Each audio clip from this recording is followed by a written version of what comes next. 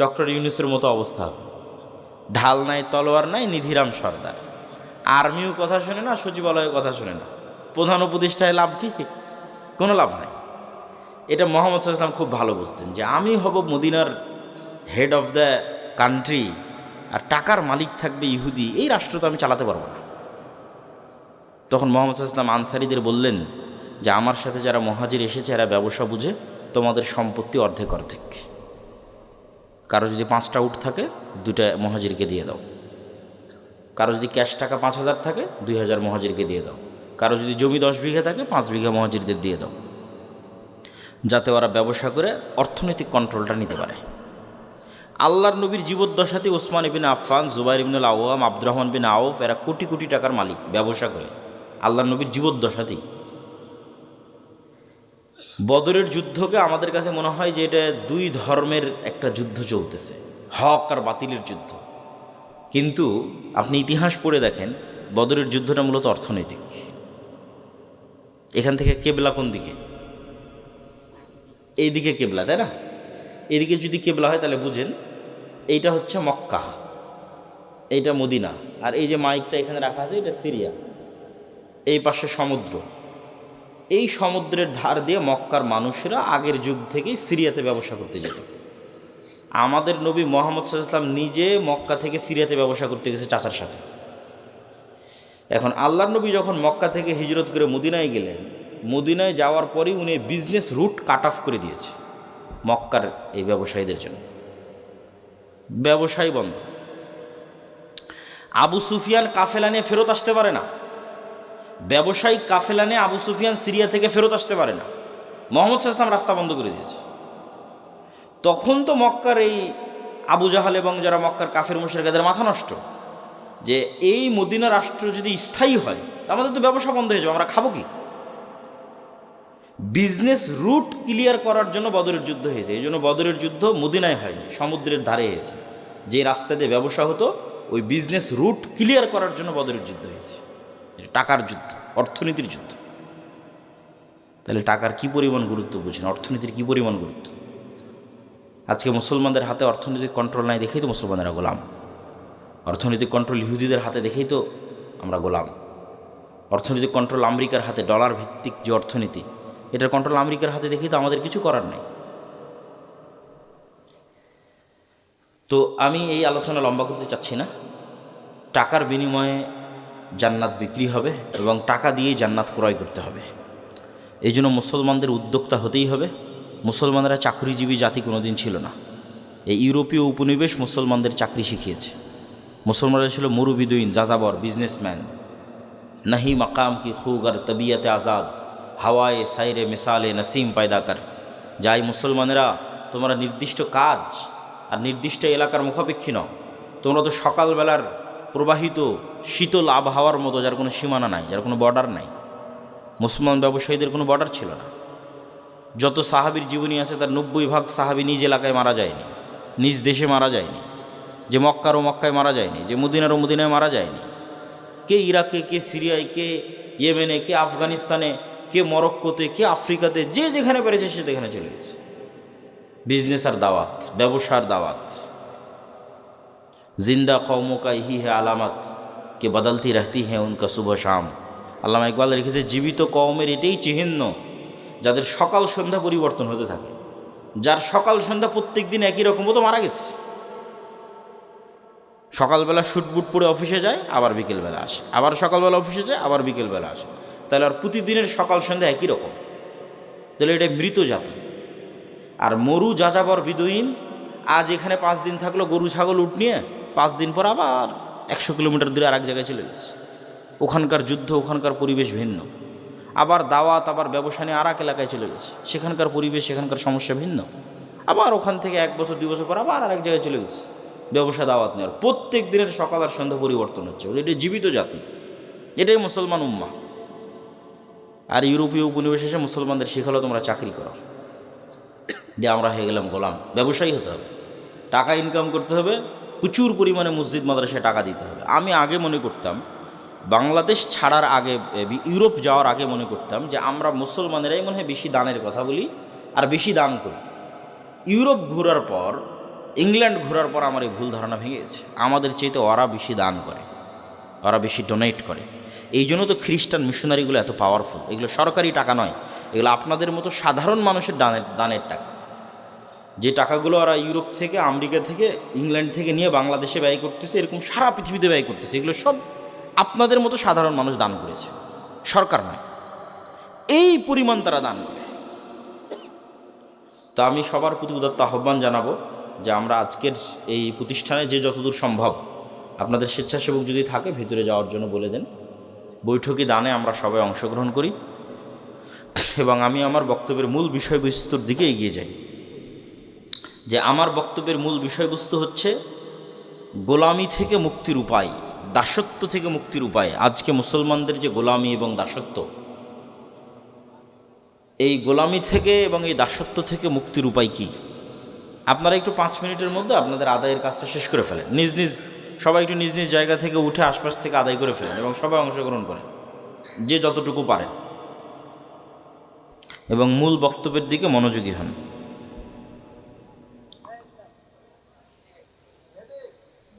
তো আমার মূল বক্তব্যের বিষয়বস্তু হচ্ছে মুসলমানদের যে দাসত্ব এবং গোলামি, এই দাসত্ব এবং গোলামির জিঞ্জির থেকে মুক্তির উপায় কী, তার একটা আলোচনা তো এই দানের সাথে রিলেটেড রেখে করেই ফেললাম যে অর্থনৈতিক মুক্তি ছাড়া দাসত্ব এবং গোলামি থেকে মুক্তির কোনো রাস্তা নাই। এবং এই অর্থনৈতিক মুক্তির গুরুত্ব বুঝাতে গিয়ে রাসূল সাল্লাল্লাহু আলাইহি ওয়াসাল্লামের অসংখ্য ঘটনা আপনাদের সামনে এবং রাসূল সাল্লাল্লাহু আলাইহি ওয়াসাল্লামের দিক নির্দেশনা আপনাদের সামনে তুলে ধরলাম। এখানে আরও একটা পয়েন্ট তুলে না ধরলেই নয়। আমরা আজকে যেই লেভেলের গোলামি এবং দাসত্বে আছি, ঠিক এই লেভেলের অথবা এর চেয়ে বেশি গোলামি এবং দাসত্বের জিঞ্জিরে আবদ্ধ ছিল বানু ইসরাইল। কারা বলেন তো? বানু ইসরাইল কারা? কে বলতে পারবেন? হাত উঠান। বানু ইসরাইল কারা? কে বলতে পারবেন? হাত উঠান। ইয়াকুব আলাইহিস সালামের বংশধর। জাযাকাল্লাহ খায়র। সুন্দর। ইব্রাহিম আলাইহিস সালাতু ওয়াস সালামের 2 ছেলে, ইসহাক এবং ইসমাইল। 2 ছেলের নাম কি? ইসহাক এবং ইসমাইল। ইসমাইল থাকলো এই যে মক্কা এখানে ইন্ডিকেট করেছিলাম, ইসমাইল থাকলো এখানে। আর ইসহাক হচ্ছে ওই যে ফিলিস্তিনের জেরুজালেম। তো ইসমাইলের বংশে নবী একজনই, তার নাম মুহাম্মদ সাল্লাল্লাহু আলাইহি ওয়াসাল্লাম। এর আগে আর কোনো নবী আসেনি ইসমাইলের বংশে, আর পরেও আর নাই। আর ইসহাকের বংশে অসংখ্য নবী। ইসহাকের ছেলে ইয়াকুব, ইয়াকুবের ছেলে ইউসুফ, ইউসুফের 300-400 বছর পর মুসা হারুনের পর ইউশা বিন নুন, তারপর সুলাইমান, দাউদ, তারপরে ইয়াহইয়া, ঈসা, জাকারিয়া, অসংখ্য নবী। তো এই বানু ইসরাইল, এদের গোলামি এবং আমাদের গোলামি কাছাকাছি একই রকম। তো বানু ইসরাইলকে যেই পদ্ধতি দিয়ে ফেরাউন গোলাম বানিয়ে রাখত, তার একটা বড় পদ্ধতি হচ্ছে সুদি কর্জ, সুদি লোন, যেটার মূল দায়িত্বশীল হর্তাকর্তা ছিল কারুন, ফেরাউনের অর্থমন্ত্রী কারুন। এই কারুন বানু ইসরাইলদেরকে সুদি লোন নিতে উদ্বুদ্ধ করত এবং সুদি লোন দিত, এবং সুদি লোনের জালে আটকে ফেলে পুরো একটা জাতিকে গোলাম বানিয়ে দিয়েছে বানু ইসরাইলদেরকে। সেম ওই পদ্ধতিতেই আজকের মুসলমানদেরকে সুদি লোনে জর্জরিত করে গোলাম বানানো হচ্ছে। আজকের মুসলমানদের গোলাম বানানোর 2টা উপায়, একটা হচ্ছে গণতন্ত্র আর একটা হচ্ছে সুদ। কিন্তু মুসলমানেরা নিজেরাও জানে না যে এই 2 পদ্ধতির মাধ্যমে তারা কেমনে গোলাম আছে। জি, মহিলারাও এই দানে অংশগ্রহণ করবেন নিজ নিজ দায়িত্বে। তো সুদ এবং গণতন্ত্রের মাধ্যমে মুসলমানেরা কেমনে গোলাম আছে, এটা একটু বোঝার চেষ্টা করতে হবে, নাহলে খুব কঠিন হবে আমাদের মুক্তির রাস্তা। আল্লামা ইকবাল লিখছেন, नए ज़माने के आज़र ने तरशवाए हैं सनम और इंसार खुदाओं में बड़ा सबसे वतन है, इसका जो पैराहन है वो मज़हब का कफन है। যে আজকে আধুনিক যুগে নতুন মূর্তি তৈরি হয়েছে, ওই যুগে ইব্রাহিমের পিতা আজর যে মূর্তি তৈরি করত সেই মূর্তি নয়। আজকের হিন্দুদের যে মা কালী, মা দেবী, মা দুর্গা আছে সেই মূর্তি নয়। আজকে মুসলমানদের ঘরে এবং বাড়িতে নতুন মূর্তি প্রবেশ করেছে। এই নতুন মূর্তি কি? এই নতুন মূর্তির নাম হচ্ছে সেকুলারিজম, ধর্মনিরপেক্ষ মতবাদ। এই নতুন মূর্তির নাম হচ্ছে ন্যাশনালিজম, জাতীয়তাবাদ। এই নতুন মূর্তির নাম হচ্ছে ডেমোক্রেসি, গণতন্ত্র। এই নতুন মূর্তির নাম হচ্ছে সোশ্যালিজম, সমাজতন্ত্র। মুসলমানেরা পৃথিবীর যে প্রান্তেই যান তাদের পায়ে এই জিঞ্জিরগুলো বাঁধা আছে, এগুলো তারা ভেঙে বের হতে পারতেছে কোনো মতেই না। কেউ জাতীয়তাবাদের বেড়া জালে আটকে আছে, কেউ গণতন্ত্রের, কেউ ধর্মনিরপেক্ষ মতবাদের, কিন্তু সে ঠিকই বলতেছে আমি আল্লাহকে মানি, রব হিসেবে, ইলাহ হিসেবে আল্লাহর ইবাদত করি, সালাত আদায় করি, কিন্তু এই মূর্তির বেড়া, এই মূর্তির যে দাসত্ব, এটা ভাঙতে পারতেছে না। তো গণতন্ত্র কিভাবে এবং সুদ কিভাবে আমাদের গোলাম বানায়, আপনাকে আগে বুঝতে হবে গোলামির চিহ্ন কি। কেন বলা হচ্ছে বানু ইসরায়েলরা গোলাম? কেন বলতেছি আমরা গোলাম? নেতার আলামত কি? গোলামের আলামত কি? দেখেন, বানু ইসরায়েলরা নবীর সন্তান হওয়ার পরেও মুসা আলাইহিস সালাতু ওয়াস সালামকে বলতেছে লান নুমিনা লাকা হাত্তা নারাল্লাহা জাহরাতান। মুসা, যতক্ষণ তোমার আল্লাহকে না দেখব ততক্ষণ তোমার তাওরাতে ঈমান আনবো না।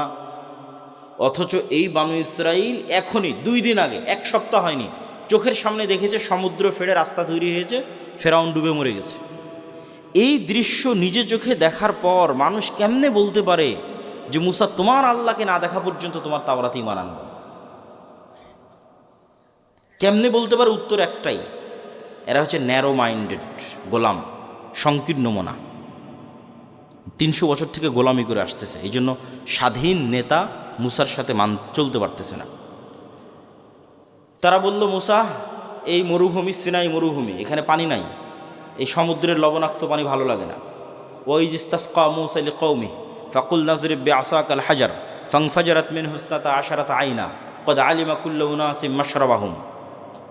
যে মুসা, পানির ব্যবস্থা করো। মুসা আলাইহিস সালাম লাঠি দিয়ে পাথরে আঘাত করলেন, মরুভূমিতে পানি তৈরি হয়ে গেল।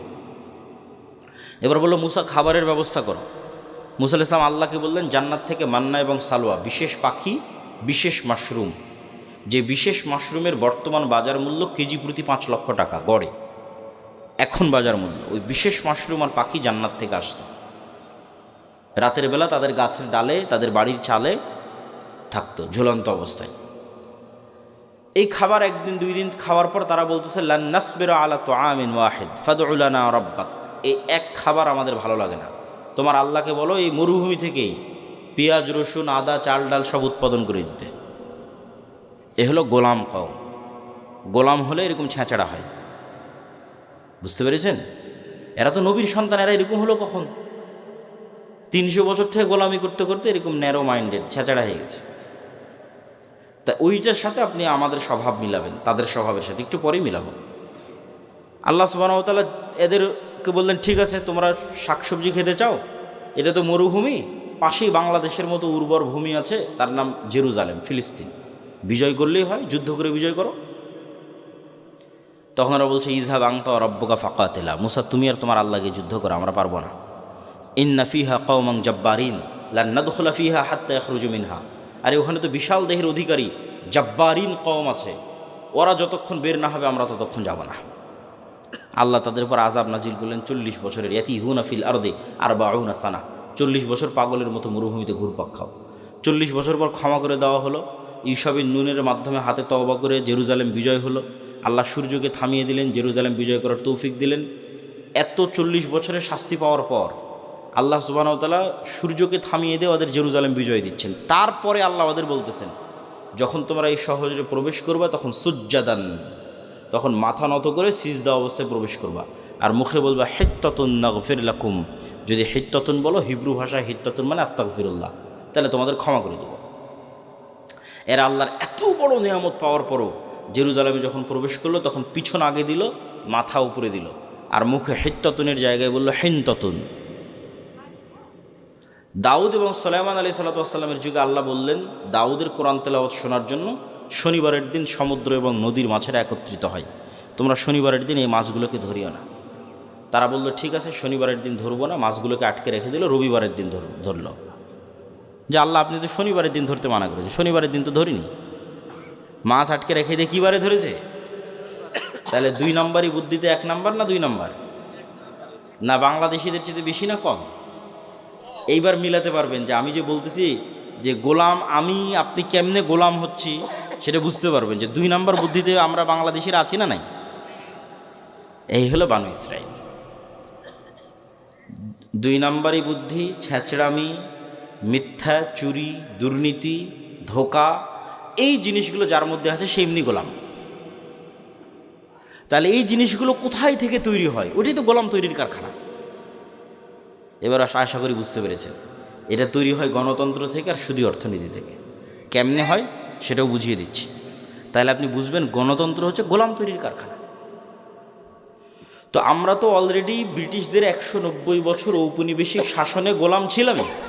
গোলামি করতে করতে আমাদের রক্তের মধ্যে 2 নম্বরই মিথ্যা, ধোঁকা এগুলো মিশে গেছে। আমরা আর ওই গোলামির বেড়াজাল থেকে বেরিয়ে আসতে পারছি না। কেন? পূর্ণাঙ্গ স্বাধীনতা আমাদের হয়নি। 47 থেকে নিয়ে আজ পর্যন্ত 70-80 বছরে আমরা ব্রিটিশ কাঠামোর মধ্যেই আছি। Bangladesh army is a legacy of British army. এই বাংলাদেশ আর্মি পাকিস্তান আর্মির খণ্ডিত অংশ, Pakistan army Indian army, Indian army British army. ফলত ব্রিটিশ আর্মিতে যা rules and regulation and law ছিল তাই বাংলাদেশ আর্মিতে ফলো হয়, কোনো 19-20 নাই। তারপর আমাদের যে কোর্ট, এটা ব্রিটিশ কোর্ট, সেটাই হুবহু ফলো হয়। আমাদের সংবিধান, পুলিশ আইন সব ব্রিটিশ, শিক্ষা ব্যবস্থা ব্রিটিশ। তাহলে পূর্ণাঙ্গ স্বাধীনতা আসেনি, ওই ফরম্যাটের মধ্যেই আছে। তো গণতন্ত্র চাপিয়ে দেওয়া আছে আমাদের উপরে, যেন এখানে নেতা বের না হতে পারে। নেতা মানেই হচ্ছে সে 2 নম্বর গেরবে না, নেতা মানেই হচ্ছে সে মিথ্যার আশ্রয় নেবে না, নেতা মানেই হচ্ছে সে ধোঁকা দিবে না, নেতা মানেই হচ্ছে সে মাথা উঁচু থাকবে, মাথা বিক্রি করবে না, নেতা মানে সে টাকার কাছে মাথা নত হবে না। মানে সে কোনো প্রকার লিয়াজু, লবিং, 2 নম্বরই রাস্তার সাথে যার সম্পর্ক নাই, ও হচ্ছে রিয়াল হিরো, রিয়াল নেতা, প্রকৃত নেতা। নবীরা এরকম নেতা ছিল। তাহলে এইরকম নেতা তৈরির রাস্তা বন্ধ করতে হলে যেই রাস্তাতে লিয়াজু, লবিং, দুর্নীতি এগুলো শিখা যাবে সেটা ধরে রাখতে হবে, নাহলে তো সবাই নেতা হয়ে যাবে, সবাই উসমান হাদি হয়ে বসে থাকবে। তাহলে উসমান হাদি যেন না হতে পারে, তার জন্য গণতন্ত্র, ডেমোক্রেসি। তাহলে কি হবে? এক দল আর এক দলের বিরুদ্ধে তো বলবেই, একই আসনের মনোনয়ন প্রার্থী 6 জন, 7 জন, 10 জন, একজন আর একজনের চেয়ে মনোনয়নটা কে নিয়ে আসতে পারবে তার জন্য লিয়াজু, লবিং, টাকা পয়সার লেনদেন, মিথ্যা, ধোঁকা, দুর্নীতি, দুর্নাম সব অবলম্বন করে তারপরে মনোনয়ন পেয়েছে। এগুলো অবলম্বন না করলে মনোনয়ন পাবে না, ঘরে বসে থেকে মনোনয়ন পাবে না। ওকে 2 নম্বর রাস্তার মধ্যে যেই মনোনয়ন নিতে হয়েছে। তাহলে এই 2 নম্বর রাস্তা দিয়ে যে মনোনয়ন নিয়ে আসলে ও তো আগেই গোলাম হয়ে বসে আছে। কালচার, গণতন্ত্র ওকে কী বানিয়ে দিল? গোলাম বানিয়ে দিল। তাহলে এখন এই পদ্ধতির মধ্যে মনোনীত 300 এমপি যদি নির্বাচিত হয়ে ক্ষমতায় আসে, এরা যদি মিনিস্টারও হয়, প্রাইম মিনিস্টারও হয়, এরা স্বাধীন না এরা গোলাম? এত আসতে বললেন যে এরা স্বাধীন না গোলাম? গোলাম এমপি, গোলাম মন্ত্রী, গোলাম প্রাইম মিনিস্টার, গোলাম কান্ট্রি। কেননা ও স্বাধীনতার মূল বেসিক ক্রাইটেরিয়া পূরণ করতে পারেনি। কিন্তু বানু ইসরাইল 2 নম্বর রাস্তা অবলম্বন করে এসেছে। তাহলে যে 2 নম্বর রাস্তা অবলম্বন করে বড় হয়েছে, ওকে আমি আমেরিকা, আমি ভারত বলবো, বাবা তুই যা দুর্নীতি, চুরি চামারি কর, কোনো সমস্যা নাই। বাংলাদেশের মানুষ যেদিন 36শে জুলাইয়ের মতো পিটুনি দিবে, পালিয়ে ভারতের আমেরিকায় চলে আসবে, সব টাকা পয়সা আমাদের এখানে পাঠাবি, কোনো সমস্যা নেই। তাহলে বাংলাদেশ এমন একটা গাভী, যেই গাভীর অসংখ্য দুধ, কিন্তু এই দুধ এই দেশে থাকে না, সব পাচার হয়ে বিভিন্ন দেশে চলে যায়। তাহলে এই দুধ যেন পাচার হয়, এর জন্য তো ওই রকম নেতাই তৈরি করা লাগবে, দুর্নীতিবাজ নেতাই তো তৈরি করা লাগবে। দুর্নীতিবাজ নেতা কী থেকে তৈরি হবে? গণতন্ত্র যদি না থাকে। গণতন্ত্র যদি না থাকে তাহলে তো দুর্নীতিবাজ নেতা তৈরি হবে না। আর ওসমান হাদিদের মতো নেতা যারা মেরুদণ্ড বিক্রি করে না, যারা লবিং লিয়াজু করে না, যারা সত্য এবং ন্যায়ের উপর অটল থাকে, এরা তো হুমকি। এরা আধিপত্যবাদীদের জন্য হুমকি, সাম্রাজ্যবাদীদের জন্য হুমকি। এরা তো বাংলাদেশের পক্ষের, এটা তো বিক্রি হয় না, এটাই তো নেতা, এরা তো বানু ইসরাইল নয়। ওই রকম নেতা যদি বের হয়ে আসেও এই গণতন্ত্রের বেড়াজাল দিয়ে, তাহলে এই যে ওসমান হাদির মতো হত্যা করে উড়িয়ে দেবে। বাংলাদেশের মানুষ কত অসহায়, যে বাংলাদেশের 90% মানুষ একটা রাজনৈতিক দল খুঁজে পায় না, যে তার কথা তার মতো করে বলতে পারবে। এই উসমান হাদি একজন ছিল যে বাংলাদেশের মানুষের কথা বাংলাদেশের মানুষের মতো করে বলতে পারত। এই ছেলেটা চলে যাওয়ার পর আর কেউই নাই, এত অসহায় বাংলাদেশের মানুষ।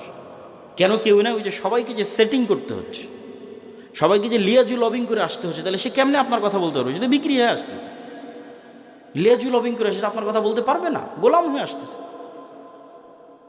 তাহলে কি অসহায়ত্ব আমাদের দেখেন। তো এই গোলামির কালচার কন্টিনিউ করার জন্য একটা ওয়ে হচ্ছে গণতন্ত্র, আর একটা ওয়ে হচ্ছে সুদ। কেন সুদ? রাসূলুল্লাহ সাল্লাল্লাহু আলাইহি ওয়াসাল্লাম বলছেন, আল্লাহুম্মা ইন্নী আউযুবিকা মিনাল মা'সামি ওয়াল মাগরাম। আল্লাহ লোন থেকে বাঁচতে চাই। বহু দোয়া আছে, গালাবাতিদ দাইনি, জালি'দ দাইনি ওয়া গালাবাতির রিজাল। হে আল্লাহ, ঋণের বোঝা থেকে এবং মানুষের আধিপত্য থেকে বাঁচতে চাই। তো কেন আল্লাহর নবী এত ঋণের বোঝা এবং লোনের বোঝা থেকে বাঁচতে চাইতেন? সাহাবীরা রাসূলুল্লাহ সাল্লাল্লাহু আলাইহি ওয়াসাল্লামকে জিজ্ঞেস করলে উনি উত্তরে বললেন যে যেই দিন থেকে মানুষ লোন নেওয়া শুরু করে ওই দিন থেকে মানুষ মিথ্যা বলা শুরু করে। মা এবং বোনেরা যদি আজকে যারা উপস্থিত আছে তারা যদি কিস্তির সাথে জড়িত হয়ে থেকে থাকে, তাহলে তারা খুব ভালোভাবে জানে যে এই কিস্তির টাকা সময় মতো পরিশোধ না করার জন্য কী পরিমাণ মিথ্যার আশ্রয় তাদের নিতে হয়, কী পরিমাণ মিথ্যা এবং ধোঁকা এবং বাহানার আশ্রয় তাদের নিতে হয়। তাহলে ওই যখনই ওই মিথ্যার মধ্যে চলে গেলেন, ধোঁকার মধ্যে চলে গেলেন, তখন আপনি আপনার আত্মসম্মান আত্মমর্যাদা বিক্রি করে দিলেন। আপনি আর আপনার পেটে আর কখনো স্বাধীন সন্তান ওই সুলতান সালাহুদ্দিন আইয়ুবী, মোহাম্মদ বিন কাসেম, খালিদ ইবনুল ওয়ালিদ, তারিক বিন জিয়াদ আর এই যুগের উসমান হাদি এরা জন্ম নেবে না। বিক্রি হওয়া মস্তিষ্ক জন্ম নেবে টাকার কাছে। তাহলে ওটাও গোলাম তৈরির কারখানা। সুদ এমন ভয়ঙ্কর নিজাম যে পাকিস্তানের মতো একটা রাষ্ট্র পারমাণবিক শক্তির মালিক। কিসের পারমাণবিক শক্তির মালিক? পাকিস্তানের বাপেরও ক্ষমতা নেই, নিজের ইচ্ছাই ওই পারমাণবিক বমের সুইচের বাটন দাবাবে। কেননা ও তো নিজেই কোটি কোটি টাকা IMF ওয়ার্ল্ড ব্যাংকের কাছে কর্য করে রেখেছে। তা IMF ওয়ার্ল্ড ব্যাংক আমেরিকা আর মানে পাকিস্তানের আব্বা, আমেরিকা যতক্ষণ অর্ডার পারমিশন না দিবে ততক্ষণ ওই দাবাতেই পারবে না ওই পারমাণবিক বমের সুইচ। তাহলে এই বড় বড় রাষ্ট্রগুলো গোলাম হয়ে আছে কিসের কাছে? সুদী অর্থনীতির কাছে, সুদী লোনের কাছে। আর এই বেড়াজাল আপনি ভাঙতে পারবেন না, এই সুদী বেড়াজাল আর এই গণতন্ত্রের বেড়াজাল, ইমান বিল গায়েব এবং তাওহীদ, এই দুটার সংমিশ্রণ ছাড়া। ইমান বিল গায়েব এবং তাওহীদের সংমিশ্রণ ছাড়া ভাঙতে পারবেন না। কিভাবে আপনাকে বুঝিয়ে বলি। ইমান বিল গায়েবের